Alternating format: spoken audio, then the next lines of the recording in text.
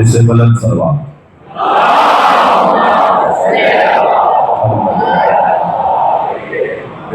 ڈیرہ غازی خان کے لوگوں کا رزق بڑھوائیے بلند سلوات سے۔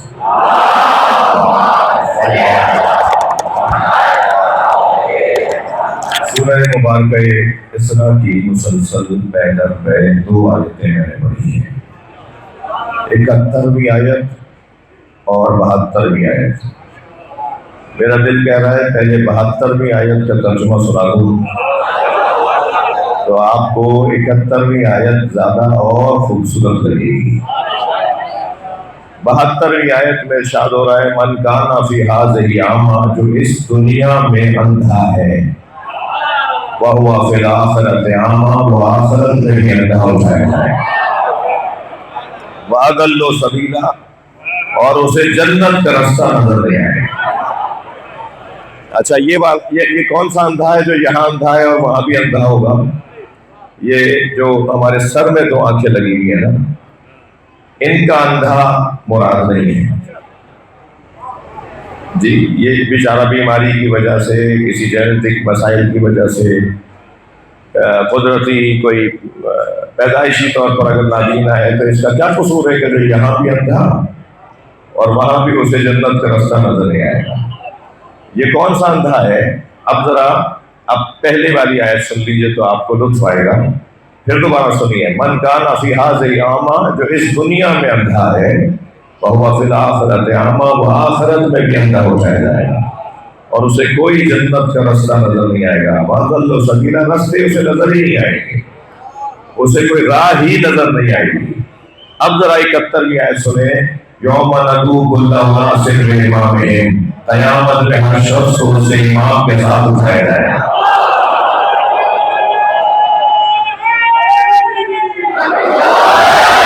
یوم ندعو کل اناس بإمامہم، قیامت میں ہر شخص کو اس کے امام کے ساتھ اٹھایا جائے گا۔ ومن اوتی کتابہ بیمینہ، اور جس کے سیدھے ہاتھ میں نامہ عمل دیا جائے گا۔ اللہ الٹے ہاتھ والوں کی تو بات ہی نہیں کر رہا، جس کے سیدھے ہاتھ میں نامہ عمل دیا جائے گا۔ فاولئک یقرؤون کتابہم، اور وہ کھول کر اپنی کتاب کو، اپنے نامہ عمل کو پڑھیں گے۔ ولا یظلمون فتیلا، انہیں کھجور پہ چڑھے چھلکے کے برابر، بال برابر بھی اپنے نامہ عمل میں ظلم نظر نہیں آئے گا۔ یہ جو جن کو اس دنیا میں ایسا امام مل جائے جو آخرت میں ان کے سیدھے ہاتھ میں عمل کا نامہ عمل دلوا دے، تو پھر اب وہ جب وہاں اٹھایا جائے گا تو وہ کچھ اور ہوگا۔ میں لفظوں کو یہی ذرا روشن تر کہہ دوں، جنہیں اس دنیا میں علی نظر نہیں آیا،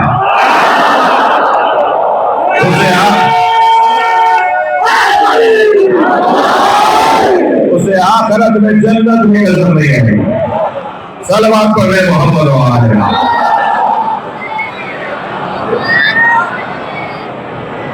بڑی عنایت آپ کی توجہ آپ میرے ساتھ ہیں۔ علماء کرام تشریف فرما ہے، اساتذہ تشریف فرما ہے، اور مدرسے کے طالب علم تشریف فرما ہے یقیناً، اور اہل جدت بیٹھے ہوئے ہیں، اور یقیناً یہ امام بارگاہ رضویہ صحیح ہے رضویہ، یہ حسینی عالمی اوپن یونیورسٹی کا ہی کیمپس ہے۔ اس وقت جو یہاں امام حسین کی یونیورسٹی کی کلاس ہو رہی ہے جی، اس کلاس میں یہ چھوٹا سا بچہ بھی آیا ہوا ہے، وہ بزرگ بھی آئے ہوئے ہیں، وہ ڈاکٹر صاحب بھی ہیں، وہ انجینئر صاحب بھی ہیں، اور سب یہاں کچھ نہ کچھ لینے آئے ہیں، اور وہ جیسے طالب علم بھی ہیں اور علماء کرام بھی ہیں، اور سب یہاں پر جوتیاں اتار کے بیٹھے ہیں۔ ہم امام بارگاہ میں جوتیاں اتار کے آتے ہیں نا، سب یہاں جوتیاں اتار کے بیٹھے ہیں۔ یہ جو جوتیاں ہم اتار کر آئے نا، ان جوتیوں کو مولا علی نے دنیا بولا ہے۔ ہم اپنی دنیا باہر چھوڑ کر آئے ہیں۔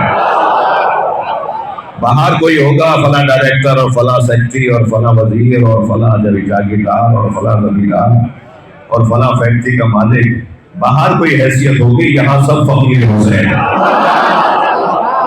یہ جو کیفیت ہے، صلوات پڑھ لیں محمد۔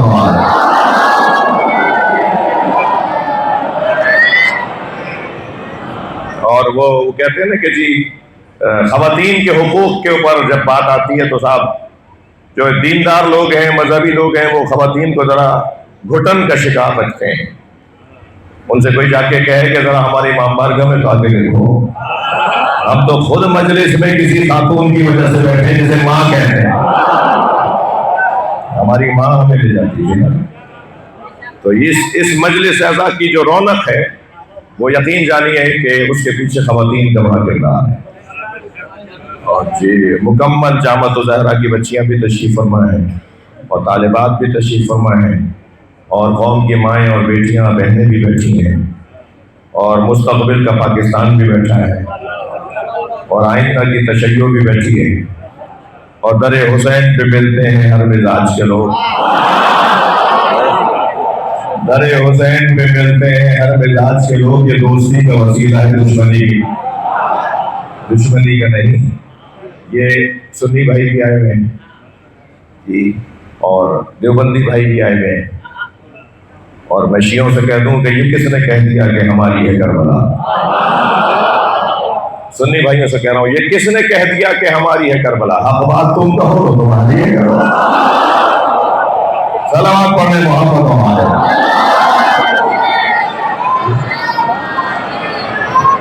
یہ جگہ جوڑنے کی جگہ ہے میرے دوستو، یہ جگہ ملانے کی جگہ ہے اور ہم سب متلاشی حق ہے، ہم سب حق کی تلاش میں ہیں.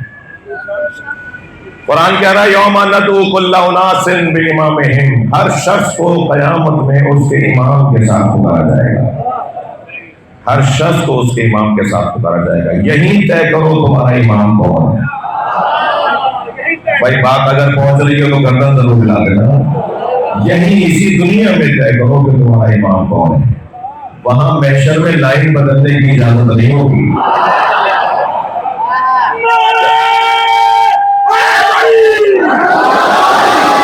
یہ بات کہا کہ کوئی ایک امام ہے جو جنت میں لے جا رہا ہے تو اب وہاں لائن بدل کے اس لائن میں لگ گئے، یہ اجازت نہیں ہوگی. یہی طے کرنا ہے کہ میرا امام کون ہے، یہی طے کرنا ہے. مجھے تو سمجھ میں نہیں آتا بعض انجینئروں کو ہمارا عقیدہ امامت سمجھ میں نہیں آ رہا. میری مراد جو ہے اللہ کرے میرا مجمع پہنچ رہا ہو. بعض میرے انجینئر بھائیوں کو ہمارا عقیدہ امامت سمجھ میں نہیں آ رہا. میں ان سے پوچھ رہا ہوں، میں ان سے سوال کر رہا ہوں کہ آپ کے تو بڑوں نے لکھ دیا کہ امامت کا عقیدہ اتنا ضروری ہے، منصب امامت اتنا ضروری عمل ہے کہ جس کی خاطر نبی کا جنازہ چھوڑا جا سکتا ہے. تو پھر سمجھ میں نہیں آ رہا عقیدہ امامت کیا ہے. عقیدہ امامت امت مصطفیٰ کی ضرورت. جب یہ آیت نازل ہوئی، اللہ کا کام بھی تو اللہ کا ہے نا میرے عزیزو، وہ خوب جانتا ہے مجھے اپنا کیا کام کرنا ہے. اللہ خوب جانتا ہے اسے کیا کرنا ہے. جب یہ آیت نازل ہوئی یوم ندعو کل اناس بامامہم، قیامت کے دن ہر شخص کو اس کے امام کے ساتھ پکارا جائے گا، تو اللہ نے حضرت ابوبکر کے ہی ذہن میں ڈال دیا کہ نبی سے پوچھو تو صحیح ہمارا امام کون ہے. اللہ کا کام دیکھیں جی. اور یہ پہلی دفعہ نہیں ہوا ہے. جب سورہ مبارکہ سجدہ کی 34ویں آیت نازل ہوئی تھی نا، فی بیوت اذن اللہ ان ترفع ویذکر فیہا اسمہ ویسبح لہ فیہا بالغدو والآصال، ان گھروں کی تعظیم کرو، ان گھروں کی تعمیر کرو جن گھروں میں صبح شام اللہ کا ذکر ہوتا ہے اور صرف اس کی تسبیح پڑھی جاتی ہے، صرف اور صرف اسی کی بات ہوتی ہے. ان گھروں کو تعمیر بھی کرو، ان گھروں کی تعظیم بھی کرو. تو آیہ کریمہ کے نازل ہونے کے بعد اصحاب کی انجمن، صحابہ کرام رضوان اللہ تعالیٰ علیہ کی انجمن سرکار کے ساتھ تشریف فرما تھی. کسی نے پوچھا یا رسول اللہ وہ گھر کون سے ہیں جن گھروں کی تعظیم کا اللہ حکم دے رہا ہے؟ سرکار نے بے ساختہ تفسیر میں فرمایا، حدیث کی صورت میں تفسیر فرمائی. حضرت نے فرمایا بیوت الانبیاء، وہ انبیاء کے گھر ہیں. آیت آئی، سرکار نے تفسیر بتا دی، بات مکمل ہے یا نہیں؟ مگر اللہ کا کام دیکھیے کیا ہے. حضرت ابوبکر کے ذہن میں خیال ڈال دیا نبی سے پوچھو تو صحیح ھذا المکان میں علی و بطول کا گھر ان میں سے ہے. جیسے ہی انہوں نے سوال کیا، یہ سرکار فرما چکے کہ انبیاء کے گھر ہیں جن کی تعظیم کا اللہ حکم دے رہا ہے، قرآن ہے یہ۔ تو حضرت ابوبکر سوال کر رہے ہیں، یا رسول اللہ ھذا المکان، بی بی کے گھر، مولا کے گھر کی طرف اشارہ کر کے، ھذا المکان منہا، یہ علی و بطول کا گھر ان میں سے ہے۔ نبی نے بے ساختہ فرمایا، نام من افاضلھا، یہ ان سب سے افضل ہے۔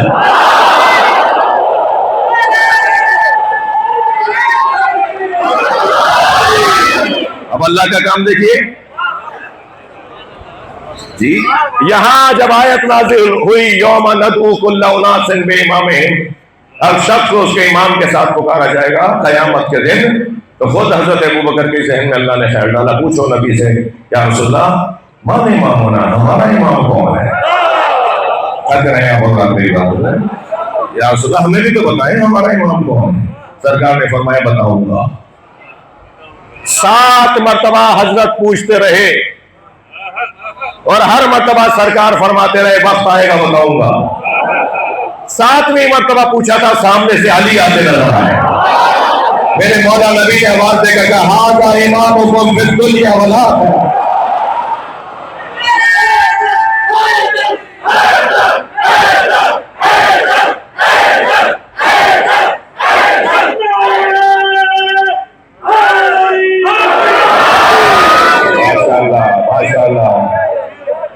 یہ آپ کے چہروں کی بشاشت بتا رہی ہے کہ ماں باپ پاکردار ہیں۔ صلوات پڑھنے محمد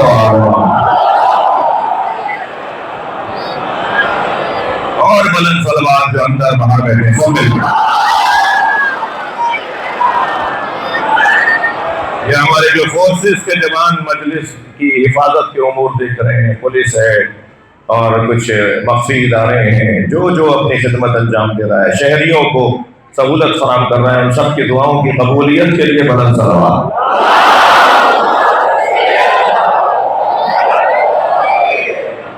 بات تھوڑی سی آگے بڑھے، قیامت کے دن ہر شخص کو اس کے امام کے ساتھ پکارا جائے۔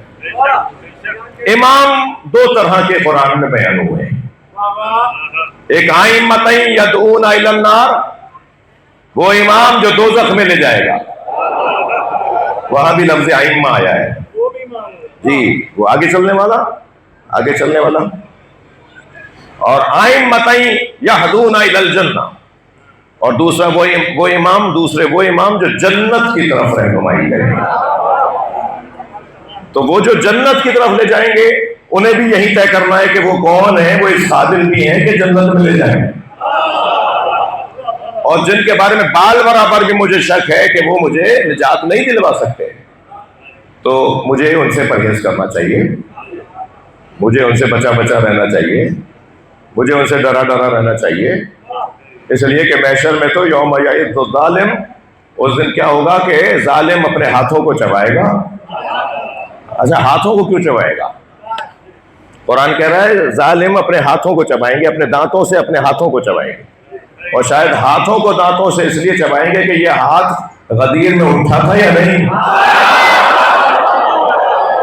یہ علی کی ولایت سن کر اس نے ہاتھ اپنا بلند کیا تھا یا نہیں، اس نے علی کی بیعت کی تھی یا نہیں، یہ ہاتھ ظالم اپنا ہاتھ چبائے گا اور کہے گا کہ لم اتخذ فلانا خلیلا، کاش ہم نے فلاں کو اپنا دوست نہ بنایا ہوگا۔ یہ قرآن ہے بھائی، قرآن ہے، اللہ نے نام نہیں لیا ہے، جب اللہ نے نام نہیں لیا تو یہ قرآن پڑھنے والا نام کیسے لے سکتا ہے؟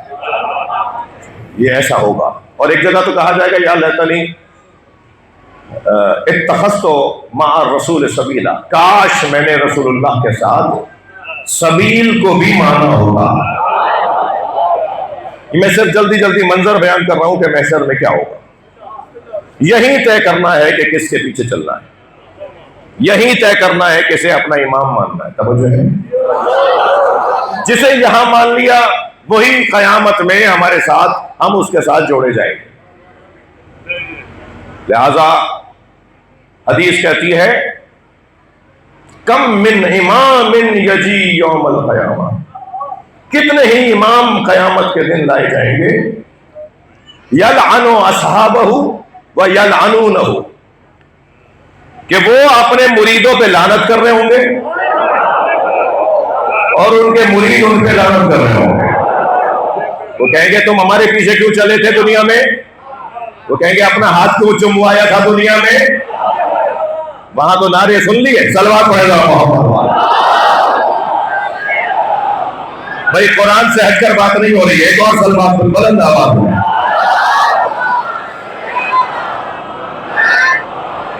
ہاں ایک حدیث اور مجھے ذہن میں آئی جو آپ کو عطیہ کر دوں. جیسے باطل اماموں کے پیچھے چلنے سے وہ امام جو آگے چل رہا تھا اور لوگ اس کے پیچھے چل رہے تھے، وہ قیامت میں ان پر لعنت کرے گا جو دنیا میں اس کے پیچھے چل رہے تھے، اور جو دنیا میں پیچھے چل رہے تھے وہ اپنے امام پہ لعنت کریں گے. ابھی تو سنائی میں نے آپ کو حدیث. ایسے ہی قرآن کے بارے میں ہے، قرآن کے بارے میں ربّ تال القرآن والقرآن یلعنہ، کتنے ہی قاریان قرآن ہیں جن کا خود قرآن لعنت کرتا ہے. توجہ ہے کوئی خطرناک گفتگو تو نہیں ہو رہی ہے؟ یہ اس کا مطلب کیا ہوا؟ اس کا مطلب یہ کہ قرآن تو پڑھ رہا ہے مگر قرآن پہ عمل نہیں کر رہا. قرآن پڑھ رہا ہے مگر اسے قرآن سے کوئی رغبت نہیں ہے. یہ ایسی کیفیت. کتنے ہی قاریان قرآن ہیں جنہیں خود قرآن کہتا ہے تم مجھے پڑھ کیوں رہے ہو جب مجھ پہ عمل نہیں کرنا، اور عمل کرو اگر پڑھ رہے ہو. تو یہ منظر بنے گا قیامت کے اندر کہ جب لایا جائے گا تو وہ ان پہ لعنت کر رہے ہوں گے، وہ ان پہ لعنت کر رہے ہوں گے. اور جو اس امام کے پیچھے دنیا میں چل رہا ہوگا کہ جو امام جنت میں نہیں لے جا سکتا، ان کو الٹے ہاتھ میں نامہ عمل دیا جائے گا. الٹے ہاتھ میں بھی کہا جائے گا پشت سے لو، فرشتہ پیچھے سے دے رہا ہوگا، اس کا روح فکر ہوگا تو نامہ عمل پیچھے ہوگا. تو کہیں گے لو. اب وہ جب ہاتھ موڑے گا تو ہاتھ وہاں تک پہنچ نہیں رہا ہوگا، تو اس کی کوہنی توڑی جائے گی. یہاں سے کوہنی پر ضرب ماری جائے گی، بازو لٹکے گا، بازو ٹوٹے گا، وہ لٹکے ہوئے ہاتھ سے نامہ عمل پکڑے گا، اور یہ خود دلیل ہوگی کہ یہ جہنم میں جائے گا. ویسے میرے بچوں جوانوں، اللہ نے جنت کے 8 دروازے رکھے ہیں اور دوزخ کے 7 رکھے ہیں. اللہ دوزخ میں کم لوگوں کو بھیجنا چاہتا ہے، جنت میں زیادہ لوگوں کو بھیجنا چاہتا ہے. جنت کے رستے زیادہ ہیں. صلوات پڑھیں گا محمد.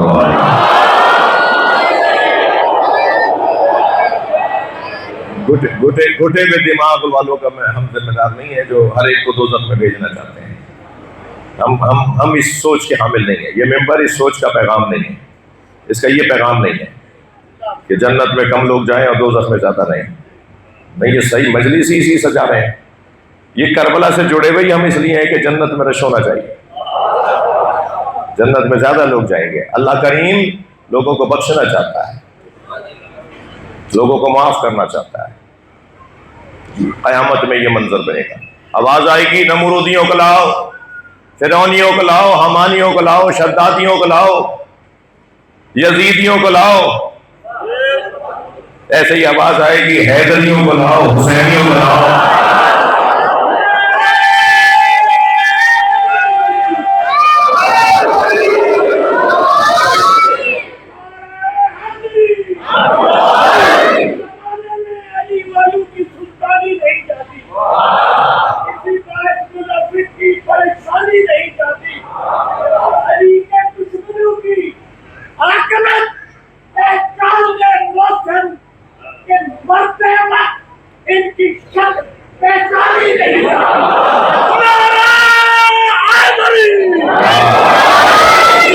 ساری زندگی ہو گئی ایسے ہی نعرے لگاتے ہوئے.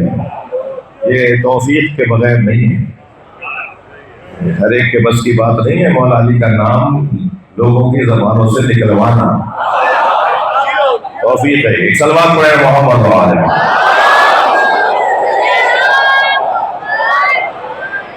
اب میں دیکھ رہا ہوتا ہوں نا، ہم تو تھوڑا سا اوپر بیٹھے ہیں، اوپر ہے نہیں ہم، آپ جو نیچے بیٹھے ہیں ہم سے اوپر ہیں، اس لیے کہ مولا وہاں کے بیٹھتے ہیں.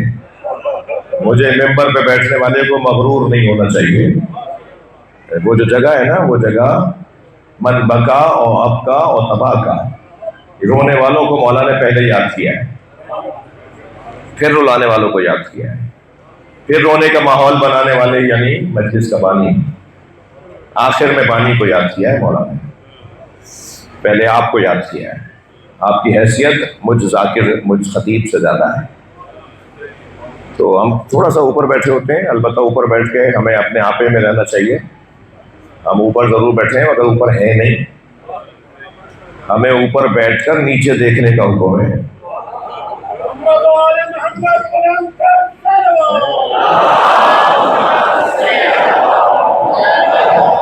میں مجلس ہی نہیں پڑھ پاؤں گا جب تک کہ میں نیچے نہ دیکھوں. میری مجلس ہی نہیں ہوگی جب تک کہ میں نیچے نہ دیکھوں. اور اگر میں کتنے ہی بلندی پہ چلا جاؤں اور اگر میں نیچے دیکھ رہا ہوں تو پھر غرور نہیں آئے گا، تکبر نہیں آئے گا.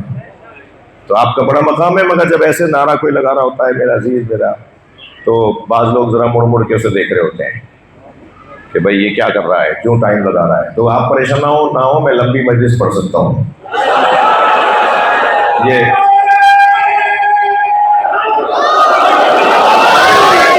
اور میں ڈیرہ غازی خان کے بچوں سے کہوں گا کہ صرف ہمارے انہی بزرگ کی ذمہ داری تھوڑی ہے نعرہ لگوانا. ایک باہر سے اگر نعرے کی آواز آئے گی تو اور اچھا لگے گا. باہر سے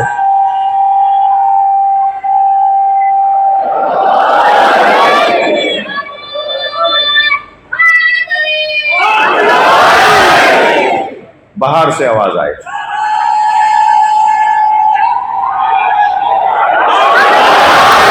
بلندر صلوات محمد وعلیہ.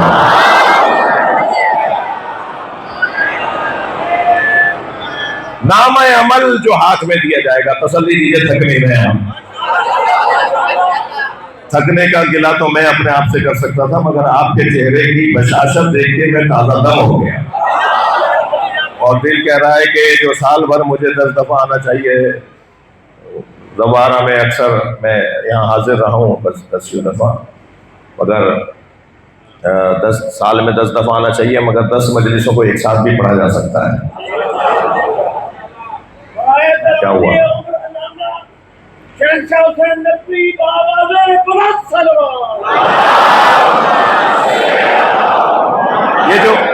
یہ جو قیامت میں نامہ عمل دیا جائے گا سیدھے ہاتھ میں، اور وہ جب کھول کر پڑھے گا تو اس میں لا یظلمون فتیلا، اس میں بال برابر بھی ظلم نظر نہیں آئے گا.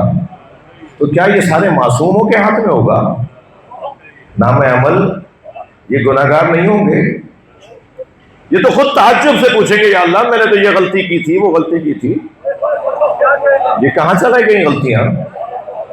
یہ ظلم علی نفس ہی، ظلم علی غیر ہی کی بات نہیں کر رہا، کم سے کم ظلم علی نفس ہی. یہ گناہ کہاں چلے گئے؟ کیا ہوا؟ تو آواز آئے گی کہ ایک ایسا حسنہ تمہارے پاس تھا جو ان گناہوں کو کھا گیا ہے. اچھا مجلس پوری سننا بھائی، آدھے میں سے اٹھ کے کوئی نہ جائے. مجھے میں مزاجوں سے بھی آشنا ہوں. صلوات پڑھنا محمد وعلیہ. پوری مجلس ہوگی تو نتیجہ آپ کو حسین نظر آئے گا. ایک اور صلوات پڑھے محمد وعلیہ. حب علی حسنۃ، محبت علی ایک ایسی نیکی ہے جو برائیوں کو کھا جاتی ہے.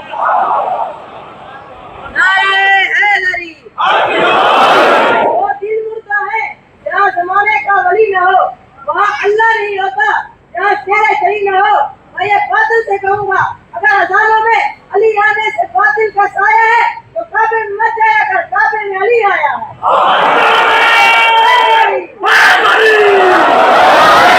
یہ جو کیا لکھا ہوگا اس نامہ عمل میں جس میں ظلم نظر نہیں آئے گا؟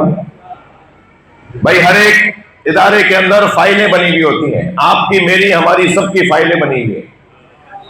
اللہ کے ریکارڈ میں ہماری فائلیں بنی ہوئی ہیں، اور فائلوں کے نام ہوتے ہیں یا نہیں؟ اور بڑے اداروں میں تو فائلوں کے نام نہیں، کوڈ ورڈ ہوتے ہیں، نمبر ہوتے ہیں نا. ہر فائل کا ایک نام ہے. ہم جی ہماری فائل پہ لکھا ہوگا حب علی، ہماری فائل کا نام ہی حب علی. اب میرا سوال اپنے آپ سے یہ ہے کہ یہ جو حب علی ہے یہ اتنی طاقتور نیکی ہے،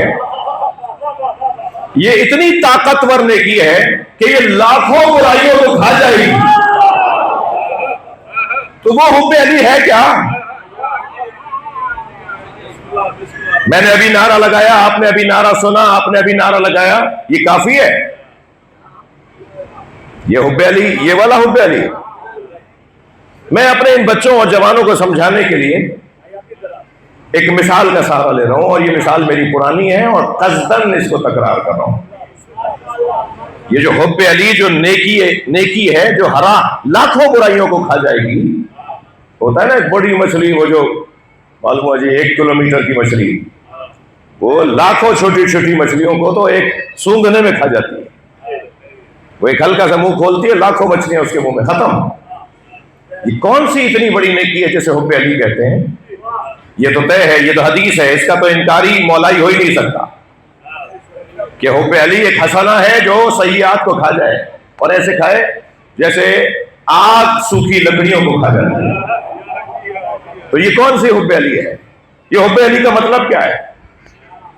میں سہارا لے رہا ہوں اپنے محترم سننے والوں سے۔ 3 لوگوں کو یا علی مدد کہنے سے پہلے 6 دفعہ سوچنا چاہیے۔ بتا دوں کون؟ ہو نہیں سکتا کوئی ان 3 کمزوریوں کا شکار ہو اور وہ محب علی ہو۔ شناختی کارڈ کا مولائی علی کو نہیں چاہیے،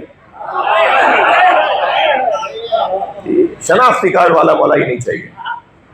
وہ 3 کمزوریاں رکھنے والے لوگ کمزوریاں دور کریں تو بے خود بخود یہ حب علی ایک ایسا حسنہ ہے جو سیئات کو کھا جائے گا۔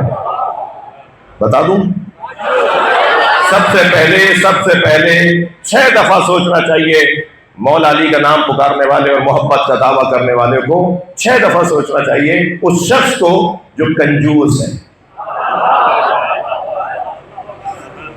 پیسے نہیں نکلتے جیب سے، کالر ادھرا ہوا ہے، پائچے پھٹے ہوئے ہیں، بٹن ٹوٹے ہوئے ہیں، جیب پھٹی ہوئی ہے، چپل 2 طرح کی پہنی ہوئی ہے۔ کون صاحب ہے یہ؟ ڈیرہ غازی خان کی فنا مارکیٹ کے اندر ان کی 10 دکانیں ہیں۔ جو پیسے اپنے اوپر نہیں لگاتا وہ امام بارگاہ میں کیا لگائے گا؟ وہ مدرسے میں کیا لگائے گا؟ وہ مسجد کیوں بنوائے گا؟ وہ غریبوں مسکینوں کا خیال کیوں کرے گا؟ کنجوس علی والا نہیں ہو سکتا۔ یہ پیسہ کہاں لے جاؤ گے بھائی؟ میں انہی سے کہہ رہا ہوں جن سے کہہ رہا ہوں، کہاں لے جاؤ گے؟ یہ جو دولت، یہ جو پیسہ اللہ نے دیا، اسے نیکی کے کام میں لگا کے کیوں نہیں جا رہے؟ صدقہ جاریہ کیوں نہیں کر کے جا رہے؟ ہاسپٹل، اسکول، میڈیکل سینٹر، نیکی کے کام، غریبوں مسکینوں کے لیے فنڈز، اس پیسے سے کیوں نہیں قائم ہو رہا؟ کنجوس اور علی والا، جس کے پیسہ نہیں نکلتا، اور وہ علی والا۔ مولا علی کا تو نام ہی سخاوت آور ہے۔ یہاں یا علی کہا، مل کر جواب دیں۔ یہاں یا علی کہا، وہاں ایک مرتبہ دریا دلی آ گئی۔ ڈھونڈ رہا ہے فقیروں کو کہ میرے معاشرے میں کوئی فقیر نہ رہ جائے اور علی والا زندہ نہ رہ جائے۔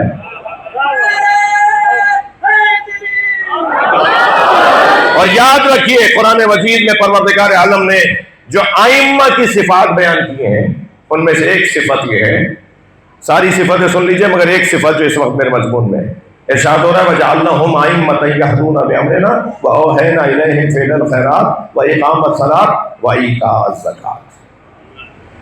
ہم نے اماموں کو، انہیں امام اس لیے بنایا ہے، جنہیں تم امام مانتے ہو، ہم نے انہیں امام اس لیے بنایا ہے تاکہ وہ معاشرے سے فقر کو ختم کریں، تاکہ وہ معاشرے سے مسکینوں کو اور غریبوں اور فقیروں کو،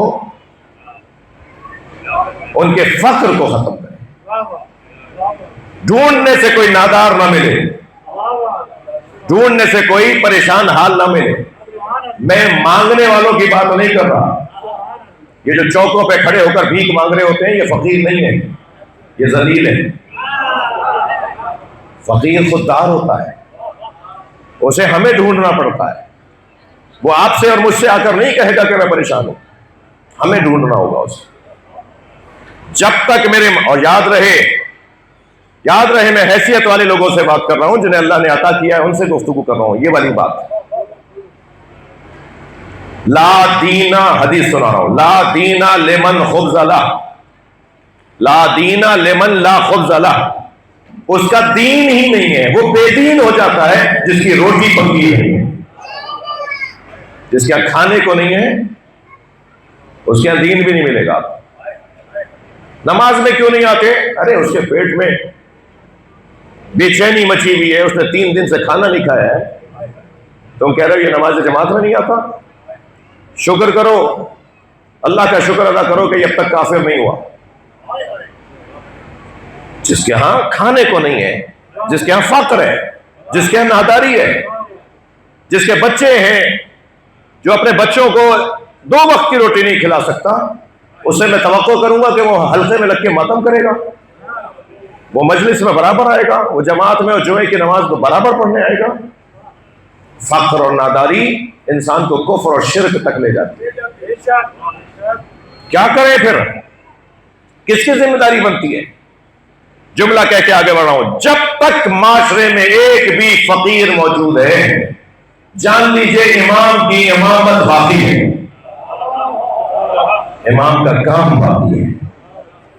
لہذا جب حضرت ظہور فرمائیں گے تو لوگ صدقہ لے کے فقیروں کو ڈھونڈنے نکلیں گے، اور جسے فقیر سمجھ کے اسے صدقہ دیں گے وہ آگے بڑھ کے کہے گا میں خود صدقہ دینے نکلا ہوں، میں فقیر نہیں ہوں۔ وہ آخری زمانہ ایسا زمانہ ہوگا۔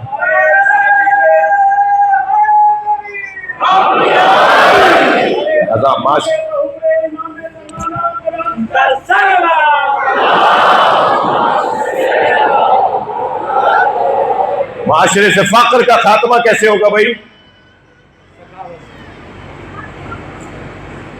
کسی حد تک میرے بھائی نے مجھے سہارا دیا۔ فقر کے خاتمے کے لیے ایک نسخہ تو یہ لے لیجئے کہ جب تک، توجہ ہے ناراض تو نہیں ہو رہے ہیں، جب تک دینے والوں کی تعداد بڑھے گی نہیں اور لینے والوں کی تعداد گھٹے گی نہیں، معاشرے سے فقر ختم نہیں ہوگا۔ دینے والوں کو تعداد ان کی بڑھانی ہوگی۔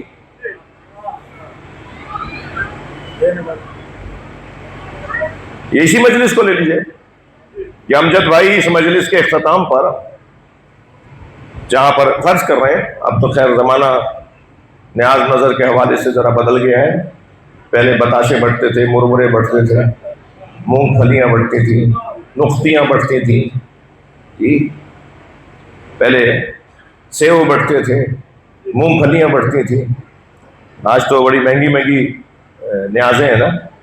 تو پہلے جو بٹنے والا کام تھا نا، اس میں کیا ہوتا تھا، دروازے پہ ٹوکرا دے کر تبرک بانٹنے والا کھڑا ہو جاتا تھا اور سب لائن لگا کے تبرک لیتے تھے۔ ایسا ہی ہے، اسی مثال کو لے لیجئے کہ لینے والے مجلس میں 2000 ہیں اور دینے والا 1 ہے، کیا ہوتا ہے؟ دھکے لگتے ہیں یا نہیں؟ کھبے چلتے ہیں یا نہیں؟ پیر کے انگوٹھے دبتے ہیں یا نہیں؟ پریشانی بڑھتی ہے یا نہیں؟ اور عجیب و غریب ماحول تھا اس وقت میں، اب بھی کہیں کہیں یہ ہے کہ مانگنے والا کہتا چاچا مجھے دے دو، کوئی کہے گا ماموں مجھے دے، اب وہ غور سے دیکھ رہا ہے یہ میرا بھتیجا کون ہے، یہ میرا بھانجا کہاں سے آ گیا؟ تو یہ تو پرانا طریقہ ہے نا، مانگنے والوں کا رشتہ داریاں بناتے ہیں۔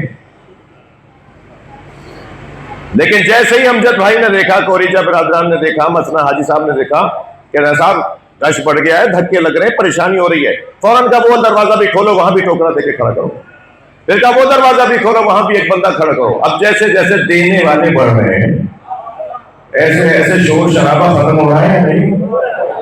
اگر ہمیں معاشرے سے پریشانیاں ختم کرنی ہے تو دینے والوں کی تعداد بڑھانی ہے۔ میں اہل خیر سے ہاتھ جوڑ کر گزارش کر رہا ہوں کہ آپ خمس نکالتے ہیں، آپ زکوٰۃ دیتے ہیں، آپ صدقات دیتے ہیں، آپ نیکی کے کام کرتے ہیں، یہ بھی ایک صدقہ ہے کہ صدقہ دینے والوں کی تعداد میں اضافہ کرو، خمس دینے والوں کی تعداد میں اضافہ کرو، زکوٰۃ نکالنے والے اپنے جیسے اور بناؤ۔ جیسے جیسے دینے والے بڑھیں گے معاشرے سے فقر ختم ہو، لینے والے کم ہوتے چلے جائیں گے اور معاشرے سے فقر ختم ہو جائے گا۔ تھک گئے آپ؟ اور معاشرے سے فقر ختم کرنے کا دوسرا طریقہ بتاؤں گا، مگر یہ طریقہ جوانوں سے مخاطب ہو، جوانوں سے بات کر رہا ہوں جو اس وقت تقریباً 60% ہے، مجلس میں 60% اس وقت جوان بیٹھا ہے۔ اور وہ سفید بالوں والے جو بزرگ آئے ہوئے ہیں نا، وہ بھی حب علی میں جوان ہیں.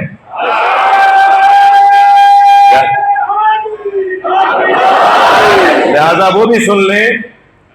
معاشرے سے فقر کے خاتمے کا ایک نسخہ یہ ہے کہ نوکریوں کی طرف، اور وہ بھی نوکری مزدوری والی نوکری.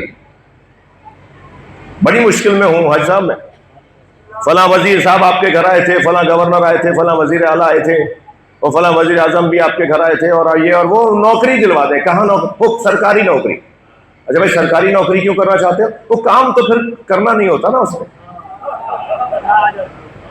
جب سرکاری نوکری میں کام ہی نہیں کرنا تو ملک کا یہی حال ہوگا نا. ایک عجیب وبا پھیلی ہوئی ہے سرکاری نوکری مانگنے کی. میں ان جوانوں سے گزارش کر رہا ہوں، یا ڈائریکٹ سی ایس ایس کر کے 1 پیپر دے کر ڈائریکٹ 16ویں 17ویں گریڈ کے افسر لوگوں. اگر اتنے قابل نہیں ہو تو مولا علی کا شیعہ نوکری کے لیے اور ذلیل ہونے کے لیے پیدا نہیں ہوا ہے. کاروبار کرو، کاروبار کرو. میں جوانوں سے بات کر رہا ہوں، کاروبار کی طرف جاؤ. 2.5 لاکھ 4 لاکھ 3 لاکھ چھوٹے چھوٹے سرمایوں پر گھروں کے اندر، چھوٹے چھوٹے کمروں کے اندر مشینیں لگائی جا سکتی ہیں اور کام ہو رہا ہے. فلاں جانور پال لیے، فلاں مشین لگا لی، 5 لاکھ کا خرچہ کیا اور کاروبار شروع کیا. پہلے 2 مہینے تک شاید اچھی آمدنی نہ ہو. جب مارکیٹ میں تمہاری جگہ بن جائے گی تو پھر تم ایسے یونٹ لگاتے چلے جاؤ گے، اور ایک وقت آئے گا کہ تم بڑی فیکٹریاں لگاؤ گے.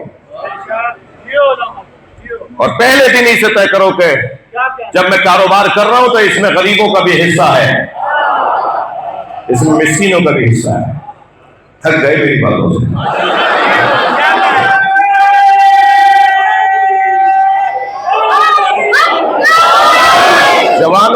جوانوں کو کاروبار کی طرف جانا ہوگا. کاروبار کرو. اب یہ اور بات ہے، ممکن ہے کوئی جوان یہاں کھڑا ہو جائے ابھی مجمع میں اور کہے کہ مولانا میرے ابا کو بھی بتا دیں کہ کاروبار کرنا ہوتا ہے. وہ ابا ہی اعتبار نہیں کر رہے. نہیں میرا بچہ پیسہ لوٹا دے گا، میرا بچہ پیسے ضائع کر دے گا. تو میں ان کے اباؤں سے بھی کہہ رہا ہوں کہ 50 جگہ آپ نے اپنے پیسے ضائع کیے ہوں گے، ایک دفعہ اپنے بچے پر بھی اعتبار کریں. اس کو دیں پیسے، اس کو کہیں کہ بیٹا کاروبار کرو. اور کاروبار کی طرف یہ بچہ، یہ جوان جائے گا، نوکری کی طرف نہیں جاؤ.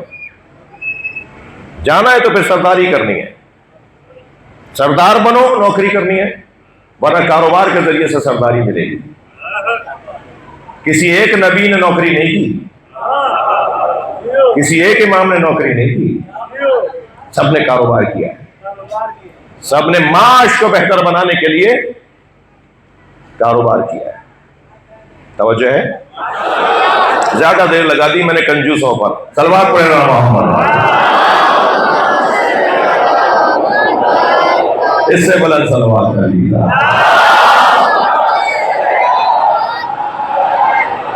اور بھی بلند صلوات.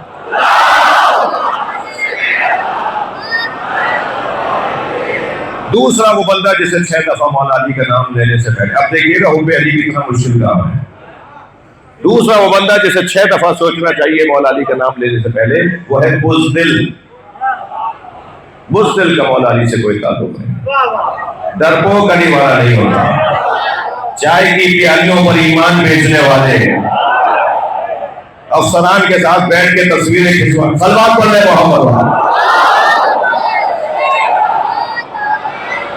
جلدی اپنا ایمان بیچنے والے، بات میں نظریے سے ہاتھ اٹھانے والا علی والا نہیں ہوتا. علی والا پہاڑوں کی طرح ہوتا ہے، سوکھے پتوں کی طرح نہیں ہوتا. ہمت، حوصلے والا. ڈرنے کی کیا بات ہے بھائی؟ معقول انداز سے. جی کچھ کہہ رہے ہیں آپ؟ جی فرمائیں.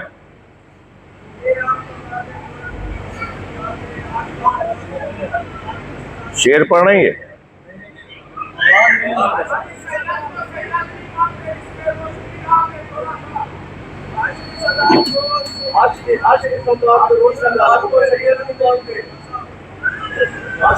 سادات کی سب سے زیادہ اصیل قسم فاطمی ہونا ہے. جو فاطمی سید ہے نا، وہ سادات میں سپرلیٹو، اعلیٰ ترین قسم سادات کی وہ ہیں کہ جو فاطمی ہیں، یعنی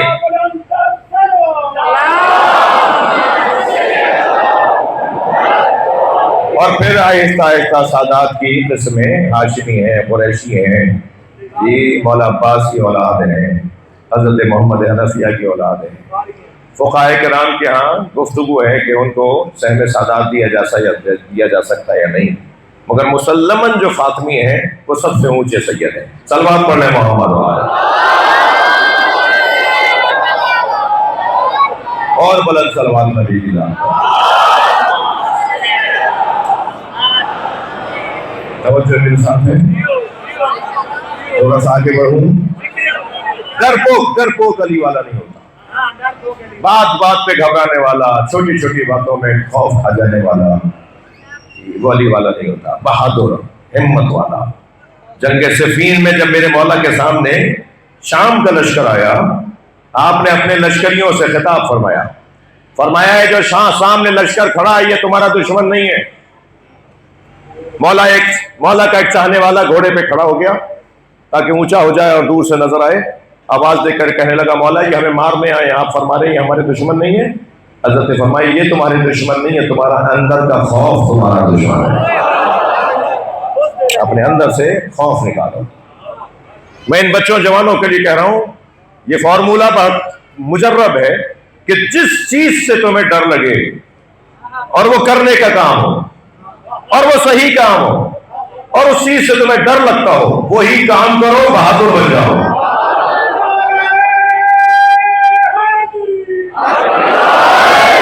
بہادروں کا یہ قبیلہ ہے بھائی۔ وہ ایک سردار جی کا، میں ایک سکھ سردار جی کی تقریر سن رہا تھا، وہ کہتے کہ میرا پوتا روزانہ صبح شام آتے جاتے اچھلتے کودتے اسکول سے آتا ہے، بیگ ادھر ڈالا، کود رہا ہے، اچھل رہا ہے، بھاگ رہا ہے، دوڑ رہا ہے اور علی علی علی علی پکار رہا ہے۔ تو میں نے کہا تم یہ علی علی کیوں پکارتے ہو؟ کہنے لگا دادا کیا کروں، جب میں علی کہتا ہوں میرے اندر طاقت آتی ہے۔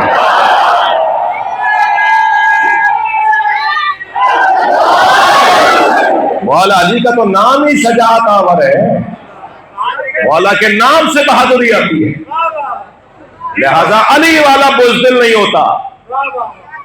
جی میں بزدل نہیں ہوتا یہ بار بار کہہ کے یہ بھی نہیں کہہ رہا کہ علی والا دہشت گرد ہوتا ہے، دہشت گرد بھی بنانا مطلب نہیں ہے۔ معرفت کے ساتھ، سمجھداری کے ساتھ، با اعتماد ہو کر اپنے حق کا مطالبہ کرنا، اپنی بات کو انتہائی معقول اور مدلل انداز سے اور مستند اور مناسب انداز سے پہنچانا اور سامنے والے کو خاطر میں نہ لانا۔ ہم تو اس امام کو رونے کے لیے بیٹھے ہیں نا، مسائل نہیں پڑھ رہا مگر کہ فضائل کے باب کا ایک مثال ہے، ہم تو اس امام کے ماتم کے لیے بیٹھے ہیں نا جنہوں نے دربار شام میں اس شخص کو آواز دے کر روکا تھا کہ جو کربلا کی گزارش سنا رہا تھا اور جھوٹ بول رہا تھا۔ امام نے فرمایا ویلک ایھا الخاطب، امام سجاد، جہنم رسید ہو ہے بکواس کرنے والے۔ خطیب نہیں کہا امام نے، خاطب کہا، جہنم میں جا، اشتریت مرضات المخلوق بسخط الخالق، تجھے شرم نہیں آتی؟ یزید کی طرف اشارہ کر کے امام نے فرمایا تو نے مخلوق کی مرضی کو خرید لیا اور خالق کی مرضی کو بیچ ڈالا۔ یہ بات، یہ انداز، لہذا ہمت، حوصلہ۔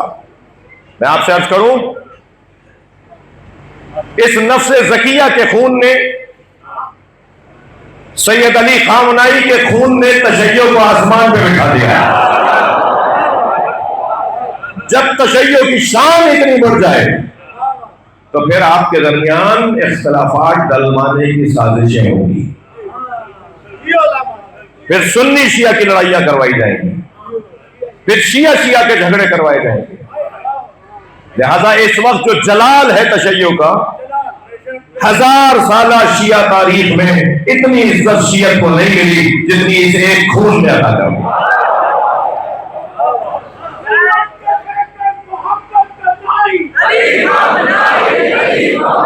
ماشاءاللہ۔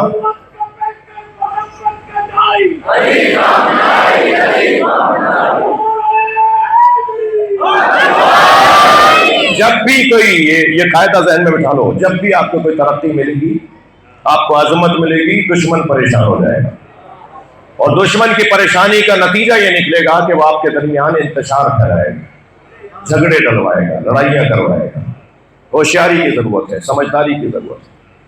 میں ان جوانوں سے کہہ رہا ہوں، بزرگوں سے تو دعا لینی ہے، بات جوانوں سے کرنی ہے، ان جوانوں سے بات کر رہا ہوں، کہیں بھی اگر شیعہ جھگڑے کی کوئی آواز آئے، توجہ ہے، کہیں بھی شیعہ جھگڑے کی آواز کوئی لگا رہا ہو نا، سمجھ لو وہ شیطان کی آواز ہے۔ اسے وہیں روکو، اسے وہیں روکو، خبردار ہمارے درمیان جھگڑا مت ڈلواؤ۔ اور کہیں بھی سنی شیعہ لڑائی کی آواز آئے، اس وقت ہو گیا ہے کام شروع۔ اس کا ایک حل یہ ہے کہ جب طے ہے کہ یہ الٹا سیدھا بولنے والا فلاں ملا یہ فساد پھیلانا چاہتا ہے، تو قرآن کا قاعدہ یہ ہے اذا خاطبهم الجاہلون قالوا سلام، جب تم سے جاہل بات کرے سلام کہہ کے گزر جاؤ، اس کا جواب نہیں دو۔ ایک چپ 100 گولیوں کو ہراتی ہے۔ ضروری ہے کہ ہر بات کا جواب دیا جائے۔ میں اس وقت اس مشکل میں ہوں، روزانہ کوئی نہ کوئی کلپ بھیجا جاتا ہے جو تازہ ترین چل رہے ہیں، مولانا جواب دیجئے، مولانا جواب دیجئے، اور مجھے پتا ہے کہ ہمارا جواب جب جائے گا تو ان کے بڑے بھی قبر میں کانپیں گے۔ صلوات پڑھنے والا محمد۔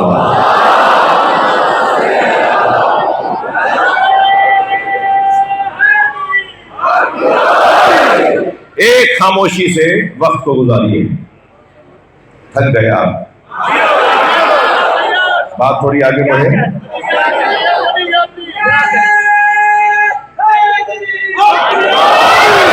مجھے خوف ہو رہا ہے کہ لمبی مجلس ہونے پہ کہیں آپ لوگ اٹھ کے نہ جانا سن جانا۔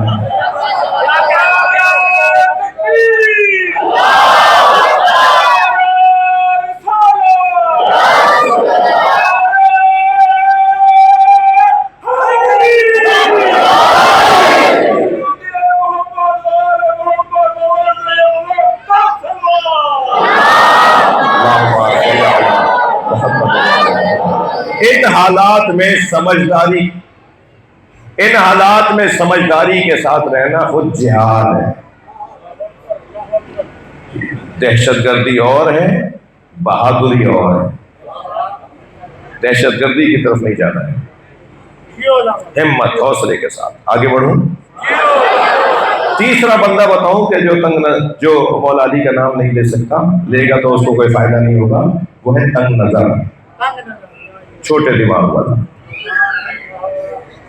دیواروں پہ دیواریں اٹھانے والا، فصیلوں پہ فصیلیں کھڑی کرنے والا، بحریوں پہ بحریاں لگانے والا، رکاوٹیں کھڑی کرنے والا۔ وہ جدوئی ہیں، وہ چاندیوں ہیں، وہ زرگر ہیں، وہ سید ہیں، جی وہ قریشی ہیں، وہ ہاشمی ہیں۔ بھائی کتنی دیواریں اٹھاؤ گے؟ یہ مولائی بھی ہے یا نہیں؟ اگر یہ فلاں ہے اور یہ فلاں ہے تو کیا دو حسین ہیں ان کے؟ وہ کسی اور امام حسین کا ماتم کرتا ہے، یہ کسی اور کا؟ ان دونوں کی کربلائیں دو ہیں کیا؟ ان کے دونوں کے مولا علی دو ہیں کیا؟ جب مولا علی ایک ہی ہے، کربلا دونوں کی ایک ہے، تو یہ تنگ نظریہ کس بات کی؟ بہت ہو گیا عزیزان گرامی، فصیلوں کا ماحول ختم ہونا چاہیے۔ اب جب اس انداز سے کوئی علی والا چل رہا ہوگا تو حق نہیں ہے کہ اس کی یہ نیکی ہزاروں گناہوں کو کھا جائے۔ صلوات پڑھیں محمد وعلیہ۔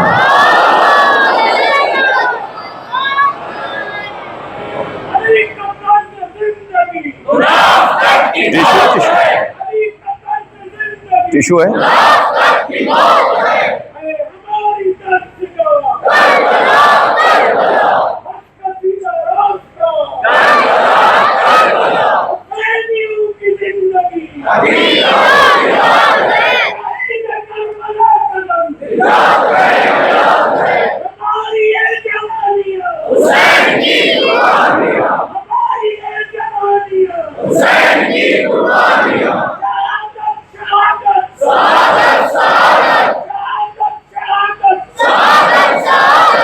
خوف نکالنے کا ایک ذریعہ موت سے محبت اور شہادت سے پیار ہے۔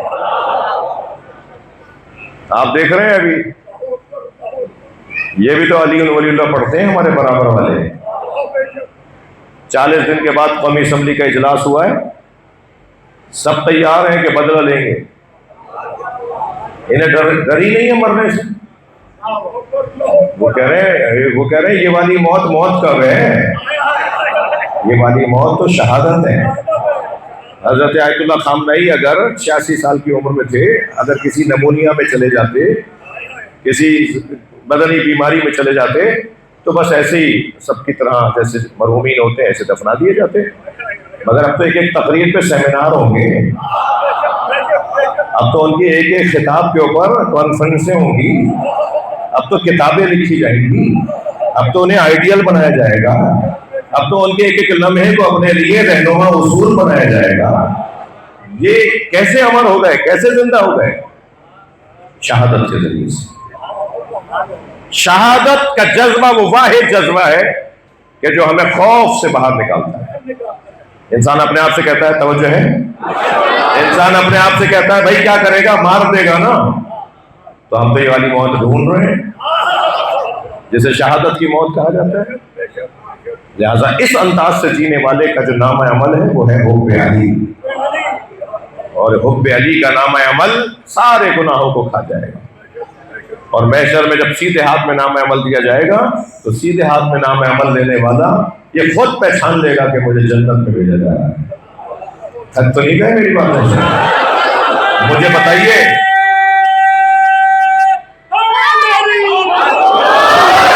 بتائیے، جب حضرت موسیٰ نے دریائے نیل میں عصا مارا اور رستہ بنا اور حضرت موسیٰ آگے چلے اور ان کی امت پیچھے چلی، وہ سب کے سب بچے یا نہیں؟ بولو نا بھائی، وہ سب بچ کر نکل گئے نا؟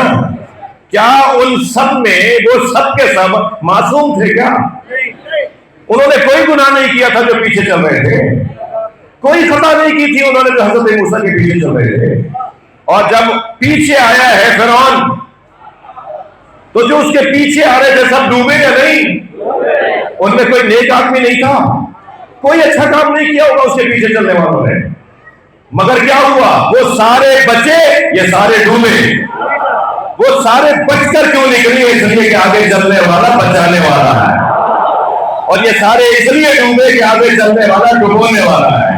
اگر تھکے گا نہیں ہے تو جملہ کہہ رہا ہوں، نہر جانتی ہے، دریا جانتا ہے، سمندر جانتا ہے کسے ڈبونا ہے کسے بچانا ہے، دوزخ بھی جانتا ہے کسے جلانا ہے اور کسے بچانا ہے۔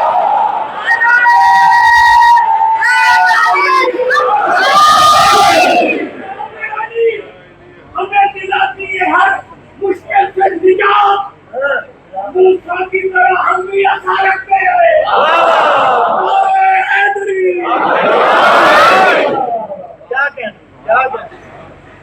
بغیر عصا کے کلیمی ہے کارے بے بنیاد، علامہ اقبال۔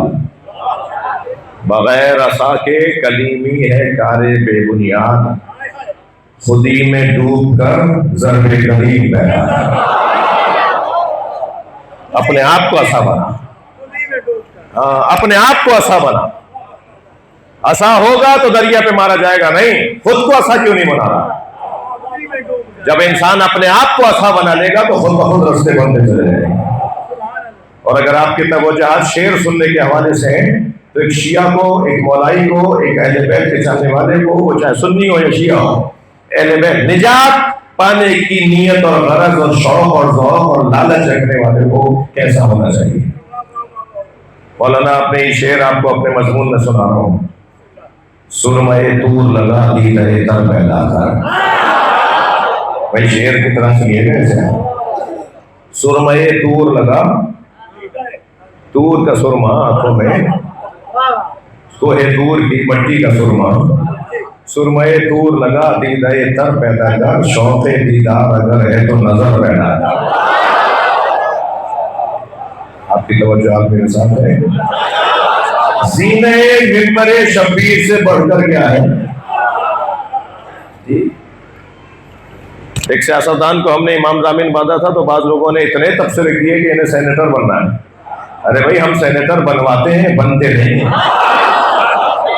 ہم فقیروں سے دوستی کر لو، صلوات پڑھنا محمد۔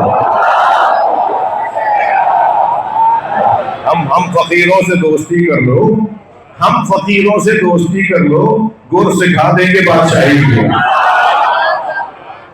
یہ جگہ بادشاہ بنانے کی جگہ ہے۔ اور جس کرسی پر میں بیٹھا ہوں، اس وقت میں بیٹھا ہوں، جس کرسی پر ذاکر، خطیب، عالم بیٹھتا ہے، اس سے اونچی کرسی نہیں ہے۔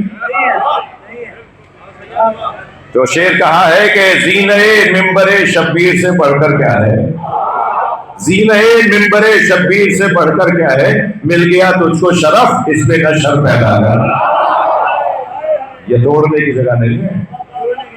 اگر مائک کے اوپر میں کوئی ایسی بات کروں جو لڑائی جھگڑے کی ہو، تو کسی اور سے زیادہ شیطانت خود یہی ہے۔ روکیے ایسے لوگوں کو، روکیے ایسے لوگوں کو جو ممبر پہ بیٹھ کے لڑوانے کی باتیں کر رہے ہو، حل کی باتیں کر رہے ہو، رقیق گفتگو کر رہے ہو۔ آپ نے دروازے پہ کسی کو کھڑا کیا ہے کہ وہ شناختی کارڈ چیک کرے کہ فلاں آئے گا اور فلاں نہیں آئے گا؟ در حسین پہ ملتے ہیں ہر مزاج سے لوگ بھائی، کسی کو نہیں آنے سے روکا جا سکتا۔ شیعوں کی ملکیت تھوڑی ہے یہ امام بارگاہ۔ شیعہ امام حسین کی عزاداری کے مالک تو نہیں ہے، شیعہ امام حسین کی عزاداری کے مالک نہیں ہے، نوکر ہیں، اور نوکروں کو اپنی اوقات میں رہنا چاہیے، مالک کے مہمانوں کا خیال رکھنا چاہیے۔ جو بھی آ کر بیٹھا ہے مجلس اعضاء میں فرش اعضاء پر، وہ امام حسین کے ذکر کا مہمان ہے۔ خود نیاز پکائی خود کھا لی، یہ کون سا ہنر ہے؟ انہیں کھلاؤ جو نیاز نہیں کھاتے، واپس لوٹائے تو دوبارہ کھلاؤ، پھر لوٹائے تو پھر کھلاؤ۔ میں ممبر کی قسم کھا کے کہہ سکتا ہوں چوتھی دفعہ ان کی طرف سے نیاز آئے گی کہ ہم بھی نیاز کرتے ہیں۔ اخلاق سے بہتر تبلیغ نہیں ہوتی۔ پیار بانٹنے کی جگہ ہے، محبت بانٹنے کی جگہ ہے۔ بہت ہو گیا اس ملک کے اندر جن لوگوں نے فساد پھیلایا، جنہوں نے دوریاں ڈالی، جنہوں نے تکفیری نعرے لگائے، جنہوں نے جدائیوں کی باتیں کی۔ مجھے وہ سنی بہت اچھا لگتا ہے جو لاکھوں شیعوں میں ہاتھ باندھ کے نماز پڑھتا ہے، نجف میں، مشہد میں، کربلا میں۔ وہ سنی مجھے اس لیے اچھا لگتا ہے کہ وہ ہاتھ باندھ کے لاکھوں شیعوں میں ہاتھ باندھ کے بتا رہا ہوتا ہے شیعوں سے ڈرنا نہیں ہے، مانتے نہیں ہے۔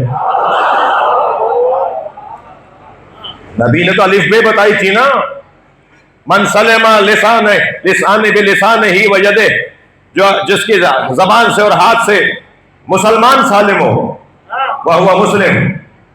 الف بے ہے کہ ہماری زبان سے اور میرے ہاتھ سے دوسرا مسلمان سالم رہے۔ تو اگر کسی قوم سے کوئی ڈرتا نہیں ہے تو یہ اس کے مسلمان ہونے کی بہترین دلیل ہے۔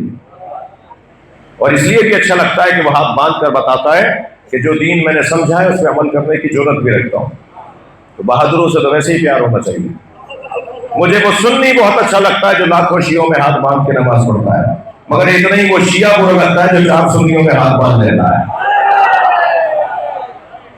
ہمارے افسران، ہماری حیثیت والے لوگ، ہمارے پیسے والے لوگ جب چاہتے ہیں ہاتھ باندھ لیتے ہیں۔ ارے بھائی تمہارے تو دادا بھی ہاتھ کھول کے پڑھتے تھے، تمہارا تو بھائی بھی ہاتھ کھول کے پڑھتا ہے، تمہارے سارے کزن ہاتھ کھول کے پڑھتے ہیں، تم نے ہاتھ کیوں باندھ لیے؟ چلے وہ مولانا وہ جو آپ نے تصویر دیکھ لی نا، آپ نے دیکھا نہیں میرے دائیں بائیں مرہم کھڑے تھے؟ ماحول ہی کچھ ایسا تھا، خوف کا ماحول تھا، میرے دائیں بائیں مرہم کھڑے تھے۔ میں نے کہا تمہیں دائیں بائیں مرہم کھڑے نظر آ گئے، دل میں اترا والی یاد نہیں ہے؟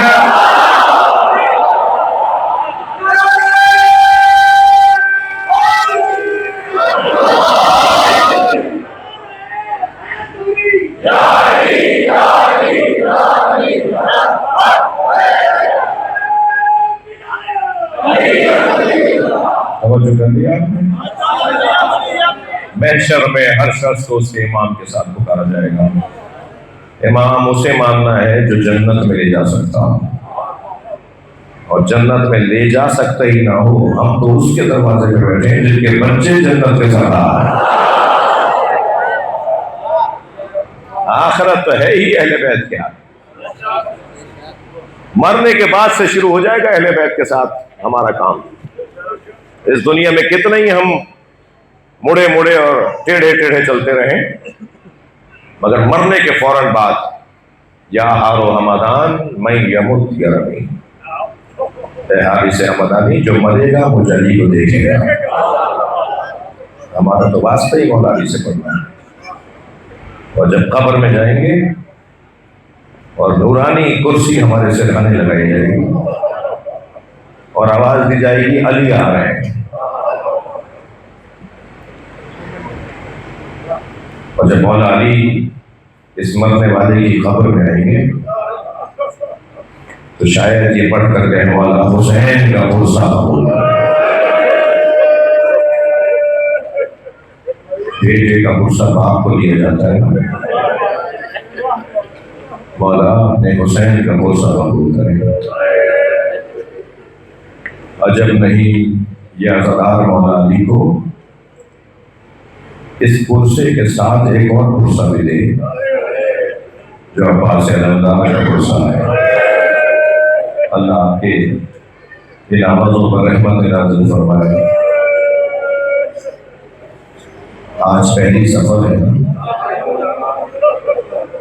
آج کا دن میرے اپنے طالب علمانہ نگاہ میں عاشور سے کم نہیں. بتاؤں کیسے ان بچوں کو پہلا سفر پہلی سفر عاشور سے کم مصیبت نہیں ہے. ایک جملے میں کہہ دو عاشور کے دن حسین مارے گئے, پہلی سفر حسین ماری گئے.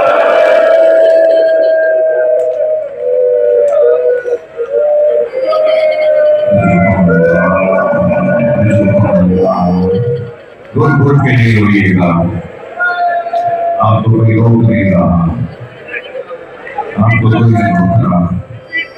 پہلی سفر کو جناب زینب ماری گئی. اور بتاؤں کیسے ماری گئی. ابھی مولانا شملہ پڑھ رہے تھے, اس میں یہ جملہ بھی میں نے سنا ہے کہ دربار میں آواز لگائی گئی زینب کو دربار میں لایا جائے.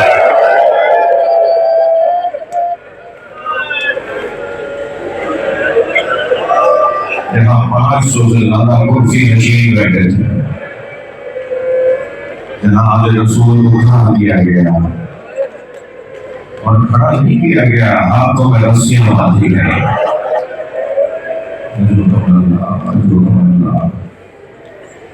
رونے والوں, پہلی سفر کو قافلہ شام میں داخل ہوا ہے. پہلی سفر کو بیٹیوں کا لوٹا ہوا قافلہ شام میں داخل ہوا ہے. کوفے میں چھتوں سے صدقے کی کھجوریں پھینکی جا رہی ہیں. ایک خاتون چھت پہ کھڑی دیکھ رہی تھی تو اس نے سنا کہ ایک بچہ دوسرے بچے سے کہہ رہا ہے کہ مجھے بھوک لگ رہی ہے. اس نے اپنی قمیص کو بنا کے کہا صدقے کی کھجوریں لے جا اور پانی لے جا اور ان بچوں کو پانی اور کھجوریں کھلا اور نیت کر لے کہ تیرا مالک میرا شوہر خیریت سے واپس آ جائے. جیسے ہی ایک بچے نے کھجور کی طرف ہاتھ بڑھایا تو دور سے جناب زینب کی آواز آئی الصدقۃ علینا حرام.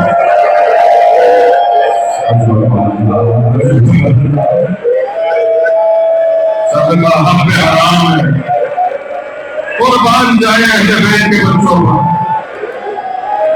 تو پیاسا اور بھوکا بچہ اپنا ہاتھ کھینچ لیتا ہے, اپنا ہاتھ بچے نے ہٹا لیا. یہ جو چھت پہ کھڑی خاتون دیکھ رہی تھی یہ بہت بے چین ہو گئی. اپنے گھر سے نکل کر بیوی قریب آگے کھڑی ہو گئی اور کہنے لگی بیوی صدقہ تو اہل بیت پہ حرام ہے. آپ کون ہے جو کہہ رہی ہے صدقہ ہم پہ حرام ہے؟ اگر آپ کو ایسے میں کوئی جاننے والا مل جائے تو دل کرتا لپٹ کے روئے. جناب زینب نے فرمایا تو اہل بیت کو جانتی ہے کہ نبی اہل بیت کے فرد فقیر کو حسین کہتے ہیں. بیوی کی آنکھوں میں آنسو اتر آئے. فرمایا حسین کی بہن کو جانتی ہے؟ تو دو قدم آگے آ کے کہنے لگی بیوی بازار کا ہوتا تو نام بتاتی.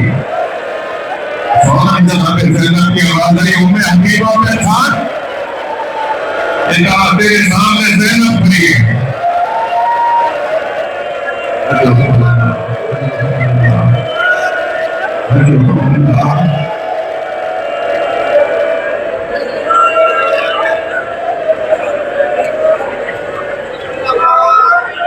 کہا حسین کو پہچانتی ہے؟ کہ نبی حسین اہل بیت کے فرد فرید کو کہتے ہیں. کیا حسین کی بہن کو جانتی ہے کہ ان کی بیٹی اگر بازار میں ہوتا تو نام بتاتی ہے؟ تو وہ حقیقت کو کوئی بتائے نا کہ کتنا نام کر رہی ہے بازار میں زینب کا نام لینے سے. کہاں کہاں زینب پریشان نہیں ہوا, کہاں کہاں پتھر نہیں مارا گیا.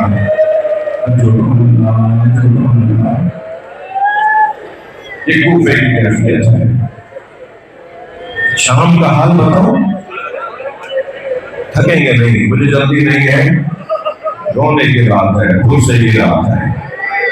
عزادار آئے ہیں دور دور سے مجلس سننے, عزادار گھرانوں میں لوگ آئے بیٹھے ہیں, بڑی تعداد میں میری بیٹیاں بھی بیٹھی ہیں, بہنیں بھی آئی ہوئی ہیں. ہر ایک کا اپنا ایک مزاج ہوتا ہے. جناب زہرا کے مزاج میں معاملہ نہیں تھا, کبھی بابا سے کچھ نہیں مانگا, کبھی شوہر سے کچھ نہیں مانگا. جس کے مزاج میں مانگنا نہیں تھا اس کا اللہ نے امتحان دیا, بھرے دربار میں فتح مانگو.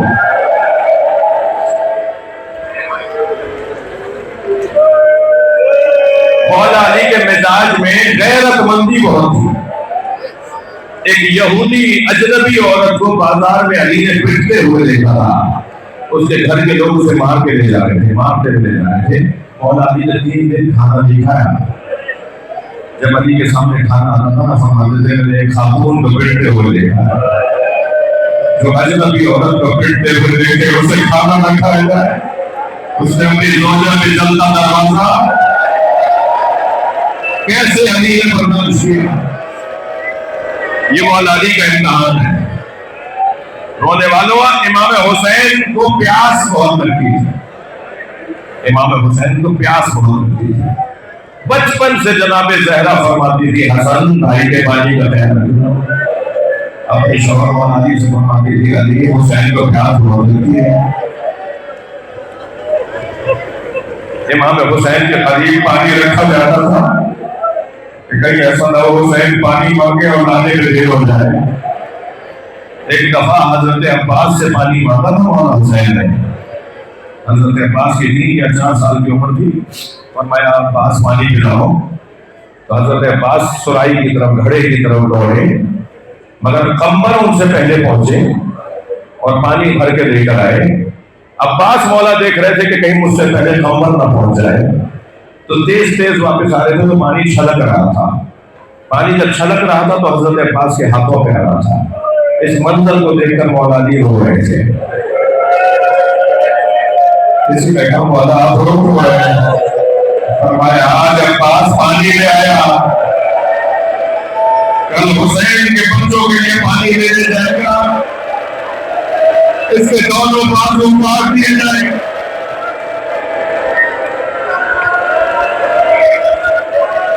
مولا حسین کا ایک بڑا امتحان یہ تھا کہ امام کو پیاس بہت لگتی تھی اور امام سب سے آخر میں شہید ہوئے. جو سب سے آخر میں شہید ہوا ہے وہ اتنا ہی پیاسا پیدا ہے نا. اور امام کی پیاس کی تکلیف, پیاس کا دکھ اہل بیت کو ساری زندگی رولاتا رہا. مدینے میں اہل بیت جب روتے تھے نا امام حسین کا, تو اس بات کا ماتم ہوتا تھا حسین کا پیاسا مارا. جن کے قدم میں رونا جائے زندگی رونا کے نام ہے. جنہیں رونا نہیں آتا اللہ سے آنسو مانگے. میں 2 دلیلیں دوں گا کہ اہل بیت کو امام حسین کی پیاس کا کتنا احساس تھا. 2 دلیلیں کربلا سے لیجیے. جب زلجنہ خبر شہادت لے کر آیا نا, امام کو شہید کر دیا گیا. زلجنہ خیموں کی طرف دوڑتا ہوا آیا اور ایسے پیر مارتا ہوا آ رہا تھا جیسے ماتم کر رہا ہو, اور گھوڑا ایسے آوازیں نکال رہا تھا جیسے روڑے پڑ رہا ہو, اور پیر مارتا ہوا آوازیں نکالتا ہوا خیموں کی طرف دوڑا. اور خیموں کے قریب آ کر دیکھنے لگا سکینہ کہاں ہے. اسی خیمے پہ جا کے رکا جس میں سکینہ تھی. گھوڑے کی اور بعض جانوروں کی حس بہت تیز ہوتی ہے. یہ اسی خیمے پہ جا کے رکا جس خیمے میں جناب سکینہ تھی. اور کیسے سکینہ بیوی کو پتہ چلے کہ گھوڑا آ گیا ہے, زور زور سے پیر مارنے لگا. آوازیں نکالنے لگا. بیٹی امام کی زلزلہ کی آواز سن کے ڈائریکٹ دروازے پر آئی اور جیسے ہی دروازے پر آئی پردہ ہٹا کے دیکھا تو خالی ہو رہا تھا. تو انتہائی وقار کے ساتھ بیٹی اللہ اٹھائے, گھوڑے نے گردن جھکا دی. دلیل دے رہا ہوں امام حسین کی پیاس کا اہل بیت کو کتنا احساس تھا. جناب سکینہ نے گھوڑے کی گردن پہ آپ کا کول کلام میں ایک ہی جملہ کہا, یا جواب آگے الصبح آگے اقبل اچھانا. اے میرے بابا کے بابا ہم گھوڑے کی اتنا بڑا پانی پلا کر مارا, میرا بابا پیاسا ہوا.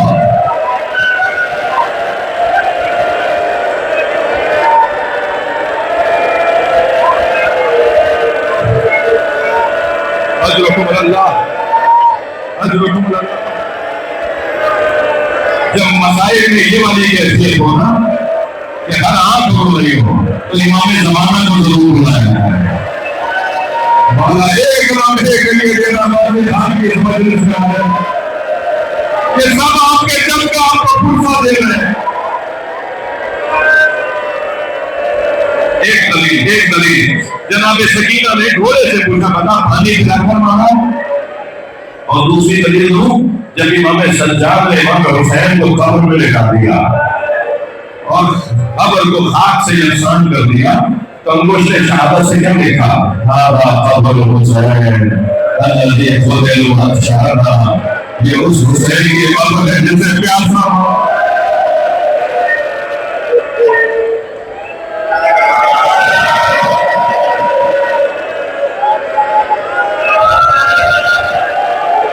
اجرکم اللہ, اجرکم اللہ.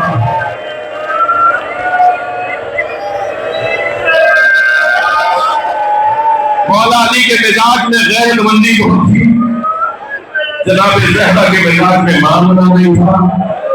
امام حسین کو پیاس بہت لگتی تھی, اور امام سجاد کو بدن بہت نازنین تھا. امام کے ہاتھ پیر بہت نرم ہاتھ پیر تھے, جس کے ہاتھ پیر نرم ہو اس کے پیروں میں بیڑیاں. کوفہ اور شام کے سخت راستے, پیروں میں کانٹے. رونے والوں جب حضرت علی اکبر کو امام حسین نے فرمایا علی اکبر جاؤ جا کے ماں بہنوں سے اجازت لو.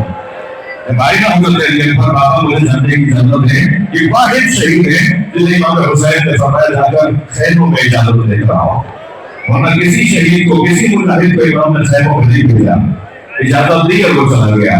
فرمایا جاؤ جا کے ماں بہنوں سے اجازت لو. دیکھو تمہارا بھائی سید سجاد بھی تو ہے. تو میں نے روایت پڑھی کہ جب امام سجاد کے خیمے میں آیا نا حضرت علی اکبر, تو امام سجاد کے پیروں کو پکڑنے بیٹھ گئے اور قلبوں کا بوسہ دینے لگے. امام کے قلبوں کا بوسہ دینے لگے. حضرت علی اکبر کی اس عمل پر, قلبوں کے بوسے پر امام سجاد نے آنکھیں کھول دی اور دیکھا کہ علی اکبر پیروں کا بوسہ دے رہے ہیں.